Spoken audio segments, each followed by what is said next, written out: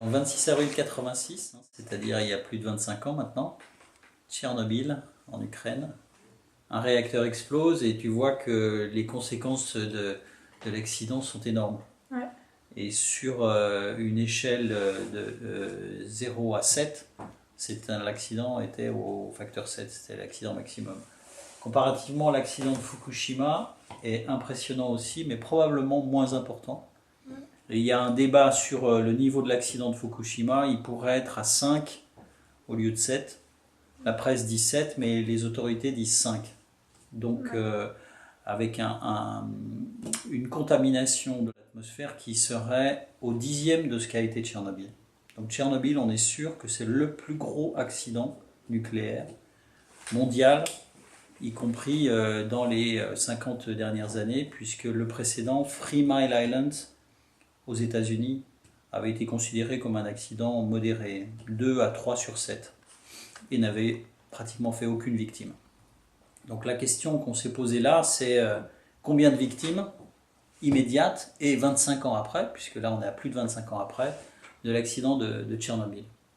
Donc c'est bien un niveau 7 sur 7 sur l'échelle internationale. Il y a une fusion du cœur, relâchement de radioactivité dans l'environnement. 10 jours d'incendie quand même.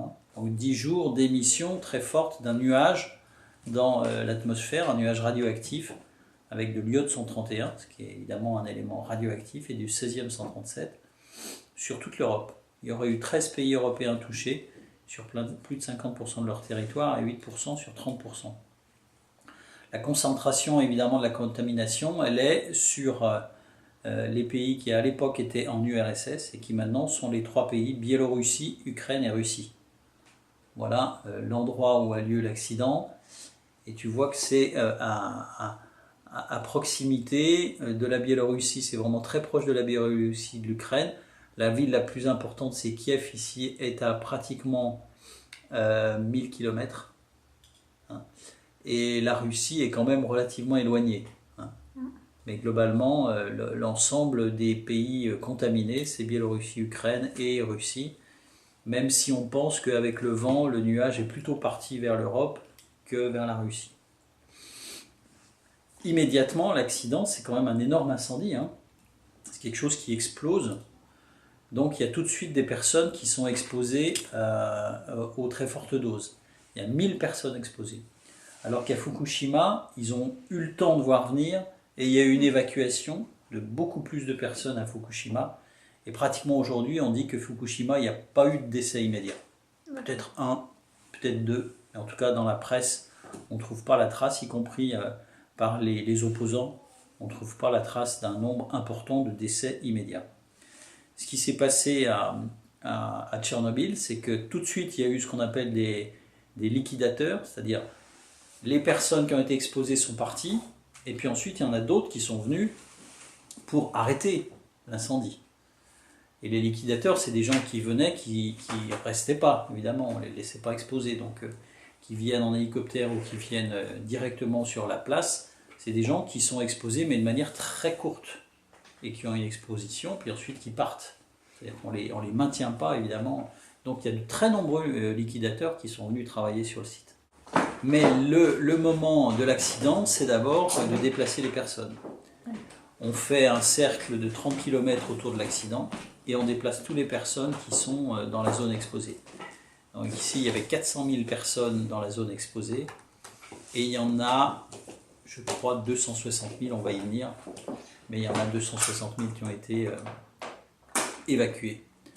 Il faut bien admettre qu'ici, on est sur une population de 5 millions de personnes exposées. Si on prend un cercle beaucoup plus large autour de l'accident, 5 millions de personnes exposées, c'est évidemment énorme. Au Japon, l'accident se passe ici, ça c'est toutes les centrales nucléaires au Japon. Tokyo est à 400 km. Et si on fait la même exposition que Biélorussie, Ukraine, on a une exposition qui est sur des très très grosses villes japonaises, c'est-à-dire qu'on est sur quelque chose comme 50 ou 100 millions, selon la longueur du cercle, 50 ou 100 millions de personnes exposées au Japon.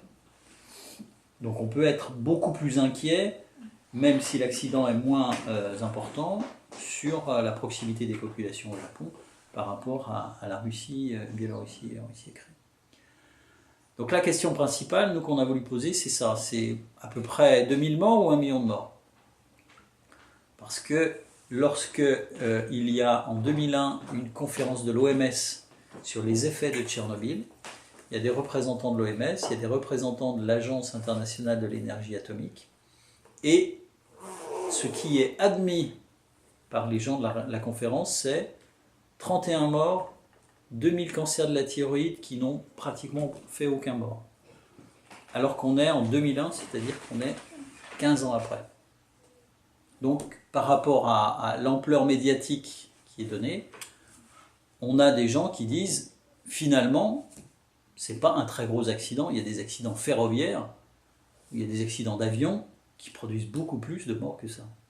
Donc il y a tout de suite une contestation sur les conséquences de l'accident, et notamment, il y a des gens qui disent tout de suite les conséquences de Tchernobyl ne sont pas connues, elles augmentent, elles sont incertaines, et je suis sûr que les conséquences vont être pour nos descendants ou pour les générations à venir. Donc on réalise que l'accident ne produit pas de mort immédiate, donc on se dit, bon, bah, les conséquences, ça sera pour les 20, 30, 40, 50 qui viennent, 50 ans qui viennent. Mais le débat sur les conséquences immédiates persiste quand même.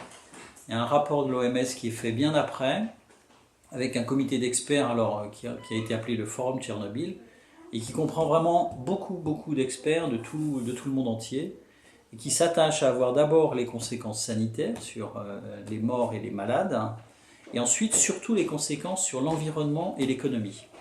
Et on se rend compte que effectivement les conséquences les plus importantes, c'est sur l'économie.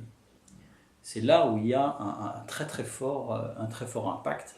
Et comme l'économie peut avoir un impact sur la santé, et notamment sur la santé mentale, eh bien on se rend compte que l'impact, on va réaliser que l'impact majeur de l'accident, c'est la santé mentale des populations. Dépression, addiction, comportement un peu désespérés, un peu anormaux, et là on a quelque chose qui est étonnant. Parce qu'on s'attendait à des conséquences de l'irradiation, et en fait on a des conséquences de l'économie. Donc les conséquences sanitaires, elles ont été mesurées dans 3 populations. D'abord chez les liquidateurs, c'est-à-dire les gens qui sont venus réparer, et qui eux ont été suivis de manière très soigneuse, parce qu'on savait qui c'était, pourquoi on les envoyait, et puis ils ont évidemment été suivis médicalement pendant toute la période, et avec un niveau de suivi médical qui est aussi bon que dans nos pays.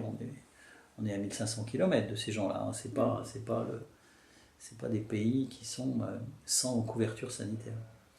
Sur la population à évacuer, on a essayé de suivre ces populations, mais c'est déjà beaucoup plus difficile, parce que justement c'est des populations qui ont beaucoup bougé, et dont certains sont même partis d'Ukraine.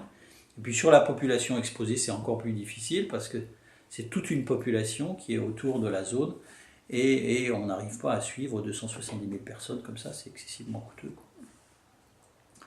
Donc une chose dont on est absolument sûr, c'est que dans les 1000 personnes qui ont été vraiment le jour même sur l'accident, on a eu 28 décès dans les 4 premiers mois, c'est-à-dire ceux qui ont eu une irradiation mais massive, et 19 décès dans les 8 années suivantes. Donc on le voit, autour de 40 à 50 morts. C'est-à-dire quelque chose qui est beaucoup moins important qu'un tsunami, beaucoup moins important que la canicule en France. La canicule en France, c'est 15 000 morts en 13 jours, parce qu'il faisait trop chaud. D'accord ? Donc, on se rend compte que finalement, par rapport à la peur mondiale qu'il y a après un accident comme ça, on est sur des événements qui sont, accident d'avion, accident ferroviaire, gros accident de voiture, où il y aurait un bus qui tombe, 40 morts, enfin bon. Donc ça, c'est la première conclusion de la synthèse, c'est que 25 ans après, 50 décès sur les 1000 personnes, et peut-être 2000 décès supplémentaires chez les liquidateurs, et peut-être 1800 décès pour le reste de la population exposée dans les années qui viennent, c'est-à-dire après les 25 ans de suivi de ces gens.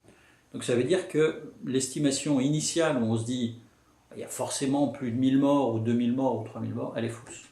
On est effectivement sur un impact sanitaire immédiat qui est faible sans être nul. C'est l'impact d'un accident, d'un gros accident, mais d'un accident. On a beaucoup parlé des cas de cancer de la thyroïde parce qu'effectivement, il y a eu 4000 cas de cancer de la thyroïde, et notamment chez des enfants.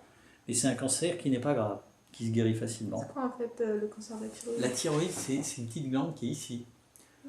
Et qui produit surtout une hormone, l'hormone thyroïdienne, qui permet de s'adapter au froid et à la chaleur. Si on n'a pas froid, c'est grâce aux hormones thyroïdiennes. C'est que alors quand on a trop d'hormones thyroïdiennes, on a trop chaud par contre. Mais c'est une hormone qui permet de s'adapter à la température ambiante. L'augmentation des malformations congénitales ou des infertilités, là aussi, on a dit que tous ces gens irradiés allaient faire des enfants anormaux. Eh bien, on n'a rien pu prouver à cet égard. On a autant d'enfants anormaux que dans une population normale. Et il y a là quelque chose qui est très difficile à distinguer, c'est comme c'est des gens à qui on a dit « vous êtes irradiés, donc vous avez une espérance de vie moins bonne », eh ben, il y a eu une augmentation de l'alcoolisme. Et ça, l'alcoolisme, ça oui, ça produit des infertilités ou des malformations congénitales.